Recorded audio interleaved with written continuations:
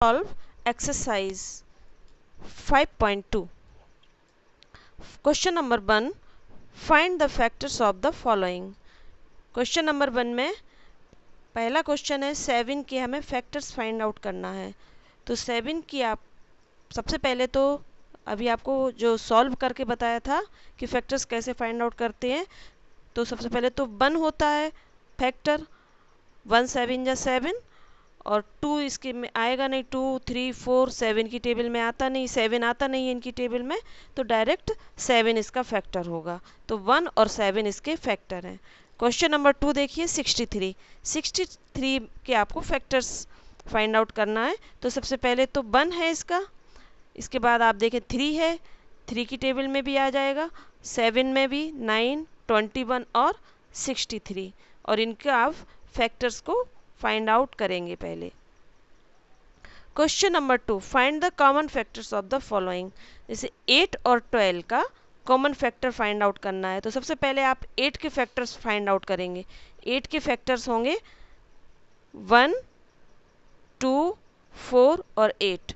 इसी तरह से 12 के भी फैक्टर्स को फाइंड आउट करेंगे, 1 2 3 4 6 और 12, ये इसके फैक्टर्स हुए।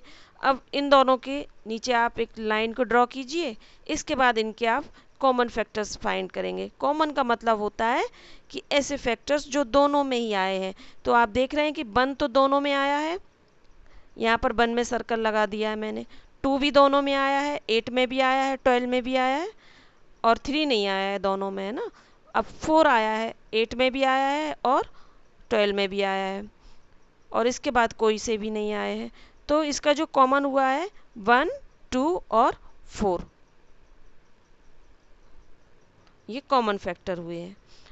इसी तरह से नेक्स्ट क्वेश्चन देखते हैं, 10 और 20 के कॉमन फैक्टर्स फाइंड करना है। तो सबसे पहले आप 10 के फैक्टर्स निकालेंगे। 10 के फैक्टर्स होंगे 1 2 5 और 10।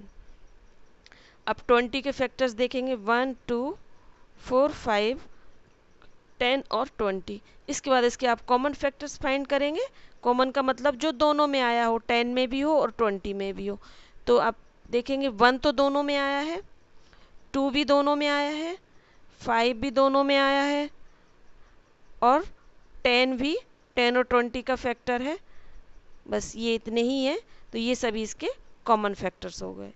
क्वेश्चन नंबर 3 देखेंगे, find the largest factor of 21 and 28।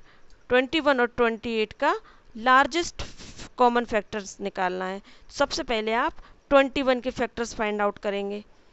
Factors of 21 will be 1 3 7 and 21। 28 के फैक्टर्स हैं 1 2 4 7 14 और 28। अब इसका आप लार्जेस्ट कॉमन फैक्टर देखेंगे, जो लार्जेस्ट होना चाहिए, हम स्मॉल को नहीं देखना है, सिर्फ लार्जेस्ट ही निकालना है, क्योंकि क्वेश्चन के अकॉर्डिंग लार्जेस्ट कहा गया है। तो ऐसा कौन सा फैक्टर है जो दोनों में आया हो और सबसे बड़ा हो, सबसे बड़ी डिजिट है। तो इन दोनों में आई है 7 डिजिट, ये सबसे बड़ी भी है और दोनों में कॉमन भी है और बड़ी भी है, इसलिए इसका आंसर 7 आएगा। Question number 4, find the largest number by which 45 and 75 are divisible completely. तो इसमें ये देखना है कि 45 और 75 से ऐसी कौन सी डिजिट होगी जिससे ये दोनों ही डिवाइड हो जाए, 45 भी डिवाइड हो जाए और 75 भी डिवाइड हो जाए। यानी इनका वही फैक्टर्स ऐसा निकालना है, कॉमन निकालना है कि जो दोनों डिजिट को डिवाइड कर दे। तो 45 के आप फैक्टर्स फाइंड आउट करेंगे 1 3 5 9 15 एंड 45, और 75 के फैक्टर्स होंगे 1 3 5 15 25 एंड 75। तो इन दोनों में से जो डिजिट आ रही है निकल के, वो आ रही है 15। एक तो लार्जेस्ट भी है और दोनों डिजिट को डिवाइड भी कर सकती है, तो इसलिए लार्जेस्ट डिजिट और बोथ डिजिट को डिवाइड करने वाली डिजिट विल बी 15। अब क्वेश्चन नंबर आप 5 देखेंगे। 5 में लार्जेस्ट कॉमन फैक्टर्स इसमें भी फाइंड आउट करना है। तो इसमें 12 18 और 24, इन तीनों डिजिट का लार्जेस्ट कॉमन फैक्टर निकालना है। तो सबसे पहले आप इनका फैक्टर्स निकालिए। 12 के फैक्टर्स हैं जैसे कि 1 2 3 4 6 और 12। 18 के फैक्टर्स होंगे 1 2 3 6 9 और 18। और 24 के फैक्टर्स होंगे 1 2 3 4 6 8 12 और 24। तो अब आप इसमें लार्जेस्ट कॉमन फैक्टर या हाईएस्ट कॉमन फैक्टर्स को फाइंड आउट करें। तो इन जो ऐसी डिजिट होनी चाहिए वो तीनों में होनी चाहिए और बड़ी भी होनी चाहिए। तो इसमें आप देख रहे हैं 6, 12 का जो एक 6 फैक्टर है, 18 का भी 6 और 24 में से भी 6 लिया है। क्यों लिया है?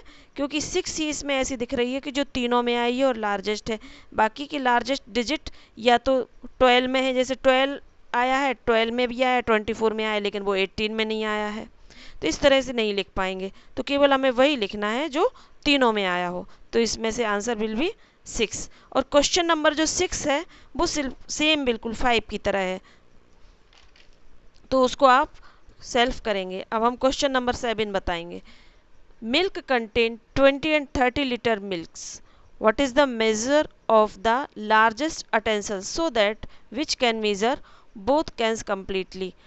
एक मिल्क मतलब 20 और 30 लीटर मिल्क है और उसको हमें मेज़र करना है। तो ऐसा लार्जेस्ट अटेंसिल कौन सा होगा जिससे कि दोनों ही कैनों के दूध को हम मेजर कर सकें।